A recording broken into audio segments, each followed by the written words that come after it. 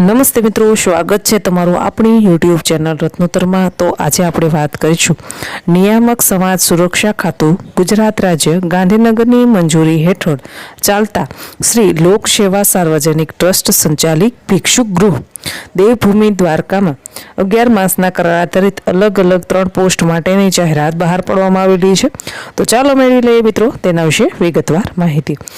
સૌપ્રથમ પોસ્ટની આપણે વાત કરીએ તો ઓફિસ ઇન્ચાર્જ સુપ્રિન્ટેન્ડન્ટ જગ્યાની સંખ્યા છે 1।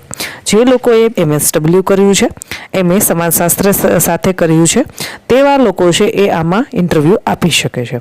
હવે મિત્રો આમાં છે એક તમને MSW અથવા MA સમાજશાસ્ત્ર વિષય સાથે તમે પાસ કરેલો હોવો જોઈએ, તમે કોમ્પ્યુટરના જાણકાર હોવા જોઈએ। એટલે કે જો તમે CCC કરેલા છો તો તમે આ ઓફિસ સુપ્રિન્ટેન્ડન્ટની પોસ્ટ પર એપ્લાય કરી શકો છો।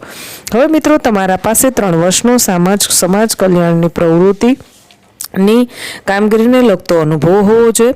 સરકારી અથવા બિન સરકારી સંસ્થામાં સુપ્રિન્ટેન્ડન્ટની કક્ષાની કામગીરીનો અનુભવ, એટલે કે સુપ્રિન્ટેન્ડન્ટની જે પોસ્ટ આવે છે એને સમકક્ષ તમે નોકરી કરેલી હોવી જોઈએ। 3 વર્ષનો તમારા પાસે સરકારી અથવા બિન સરકારી કચેરીનો અનુભવ હોવો જરૂરી છે। મહિને તમને 25,000 રૂપિયા પગાર ચૂકવવામાં આવશે। ઉંમરની વાત કરવામાં આવે તો 35 વર્ષથી વધારે તમારી ઉંમર હોવી જોઈએ નહીં। ત્યારબાદ છે કેસ વર્કરની એક જગ્યા ખાલી છે, તેમાં તમે સમાજશાસ્ત્ર વિષય સાથે છે એ ગ્રેજ્યુએટ થયેલા હોવા જોઈએ। 2 વર્ષનો તમારા પાસે સામાજિક કલ્યાણની પ્રવૃત્તિને કામગીરીનો અનુભવ હોવો જોઈએ। સરકારી અથવા બિન સરકારી સંસ્થામાં તમે મિત્રો કામગીરી કરેલી હોવી જોઈએ। આમાં પણ 35 વર્ષથી વધારે ઉંમર માંગવામાં આવેલી નથી। 13,000 રૂપિયા મહિને આપણને પગાર ચૂકવવામાં આવશે। ત્યારબાદ છે સ્ટોર કીપર સહ હિસાબનીશ જગ્યાની સંખ્યા છે 1। તેમાં BCom તમે કરેલું હોવું જોઈએ। મહિને તમને મિત્રો 14,000 રૂપિયા પગાર ચૂકવવામાં આવશે। આમાં પણ તમારા પાસે હિસાબનીશ એટલે કે એકાઉન્ટન્ટની કામગીરીને લગતો 2 વર્ષનો અનુભવ હોવો જોઈએ।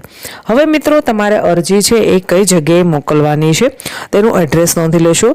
શ્રી લોક સેવા સાર્વજનિક trust, Ramakrishna colony, Bhuj English school road, Bhuj, Kutch. Pin number છે એ 37001। હવે મિત્રો તમારે છે સૌપ્રથમ તો આમાં અરજી લખી અને મોકલવાની છે, ત્યારબાદ તમને ઓફિસ દ્વારા જાણ કરવામાં આવશે।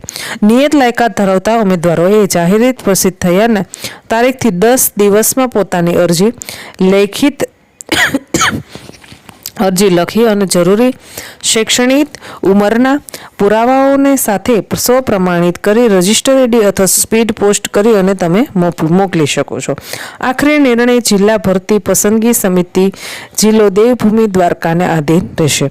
આશા રાખું છું મિત્રો આ માહિતી પસંદ આવી હશે। જો માહિતી પસંદ આવી હોય તો વિડીયોને લાઈક કરો।